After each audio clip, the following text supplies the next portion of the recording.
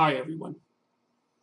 I should really be editing my book today, but I thought I'd take a bit of time to respond to something that happened in the media today in the aftermath of James Damore's Google memo and all the coverage it's received. A journalist named Steve Kovac wrote a story for Business Insider called "Silicon Valley's Liberal Bubble Has Burst and the Culture War Has Arrived." In that article, which discussed the memo, he characterized myself and Stefan Molyneux, a well-known YouTube personality, as far right. What his article said specifically was that, and I quote, "YouTube, which is ironically owned by Google and has become a hotspot for right-wing vloggers, was the outlet of choice for Damore himself.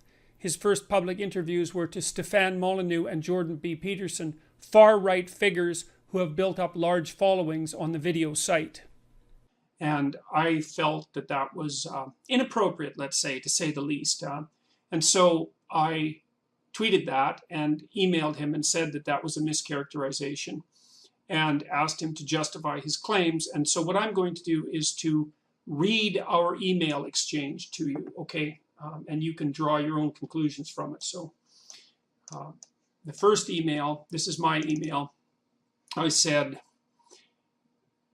"Dear Mr. Kovac, you called me a far-right figure in press.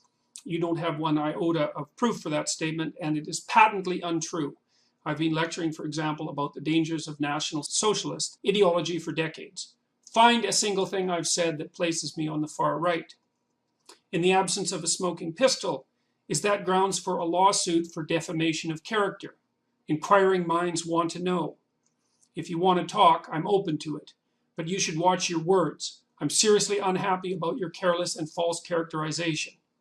Watch this, for example, and see if it's far right." And I linked to a YouTube video of a lecture I gave on the temperamental basis of right-wing belief.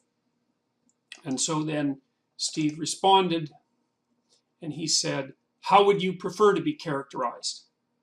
And then he said, "Just saw your tweets. Please let me know what you would prefer."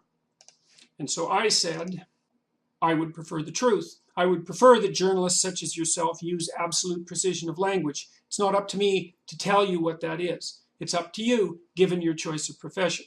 And this is no laughing matter, Mr. Kovac, as you seem to imply, with, quote, 'Please let me know what you prefer,' end quote. I've been fighting an intellectual war against radicals on the right and left for 3 decades. I have a very clear and public track record with regards to my attitude to the far right.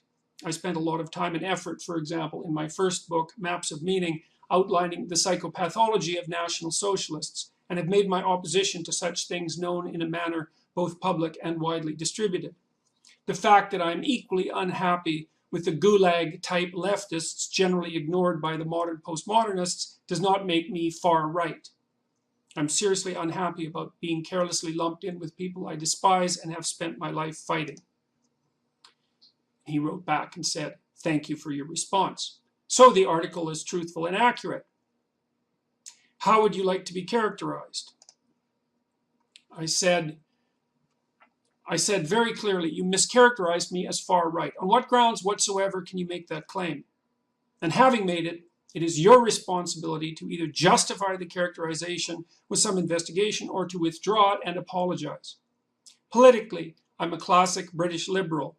Temperamentally, I'm high in openness, which tilts me to the left, although I am also conscientious, which tilts me to the right. Philosophically, I am an individualist, not a collectivist of the right or the left.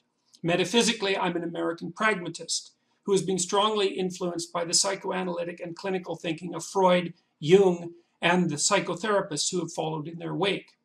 There is simply nothing I have said or done that makes me far right. Quite the contrary, I've warned thousands of students over the course of 3 decades that the spirit of Auschwitz concentration camp guards dwells in their heart, and that they should do everything in their power to recognize its existence and overcome it. Every single lecture of my Maps of Meaning course, various versions which have now been watched or listened to by millions of people, make some variant of that point. I've also produced a series of individual self-development programs now used by thousands of people to strengthen themselves as individuals, determine their proper and honorable destinies, and live productive, meaningful lives. You didn't do your homework. You cast a serious aspersion on my character.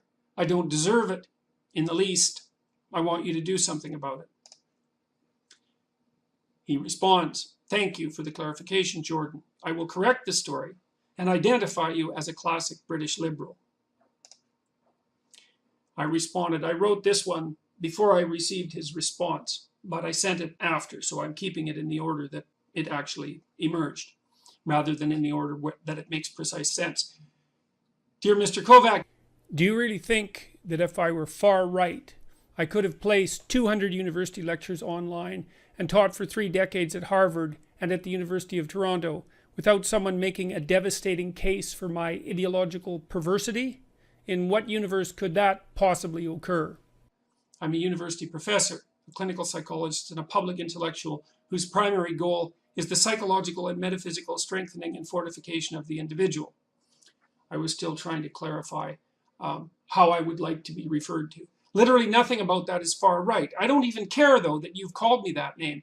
In the last year, I've been called names by people who have made that kind of behavior a well-practiced part of their professional specialty. What I care about is the fact that the name is wrong and seriously wrong. You're engaged in a very important public debate. Handled incorrectly, that debate will degenerate into conflict. When you make an error, willful or otherwise, you increase the possibility of catastrophe. I'm calling your attention to such an error. To put it bluntly, you are contributing to the dangerous political polarization, increasingly typifying public discourse by vilifying my views and my character. It appears that you have done so either carelessly or to add some narrative punch to your story. Neither of these reasons are in the least justifiable. Post our email dialogue publicly if you'd like. Let the readers sort it out for themselves if you want to stick to your guns. And then I thought and replied, that's okay, I'll post the dialogue. Screenshots to Twitter, which I've done. Steve Kovac responded, thanks for your help. The story has been corrected. And with that, Mr. Kovac went online and changed his description of both Stéphane Molyneux and I from, as I had mentioned previously, far right to the current description, which is right-leaning Stéphane Molyneux and classic British liberal Jordan B. Peterson, which I might point out is quite a substantial departure from the initial far right. You might think I'd be pleased about the change, and I suppose it's better the way it is than the way it was, but I'm not pleased at all with the fact that it happened, or really with the fact that it was changed so easily. It's like, it's not a straightforward matter. It's not a matter of no import to mischaracterize someone as far right, especially in today's political climate. And it's indicative of what I would describe as loose journalistic ethics, to put it mildly, to then be so willing to transform your terminology with no explanation to your reader and no apparent, let's call it, crisis of conscience or serious consideration of the meaning of your actions. Well, that's not good. Let's put it that way. Anyways, you guys can, apart from that commentary, which I couldn't stop myself from making, you guys can draw your own conclusions.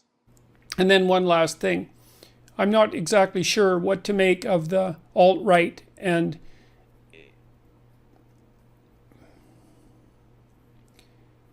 then one last thing. I'm not sure what. And then one last thing.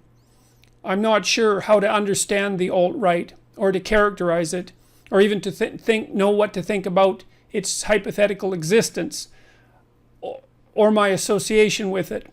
But I can tell you that I'm not in favor of people banding together in ideological groups, and instead would much rather see people live fundamentally productive and meaningful and honest individual lives, and in that manner be a light unto their neighbors, so to speak, to show the way to live in the world without undue ideological possession and to move forward things productively in that manner. I don't know of any pathway forward through this increasingly polarized political landscape that we find ourselves in that isn't absolutely rife with the possibility of conflict. And if I haven't made that clear so far, I would certainly like to make it clear now.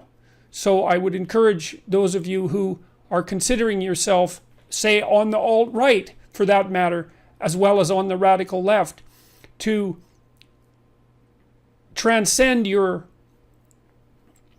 dangerous and impersonal ideological identification and start to live as true individuals in the world. That's what I think, and I hope that I've been communicating that, and if I haven't, well, I apologize, because that's what I've been trying to do.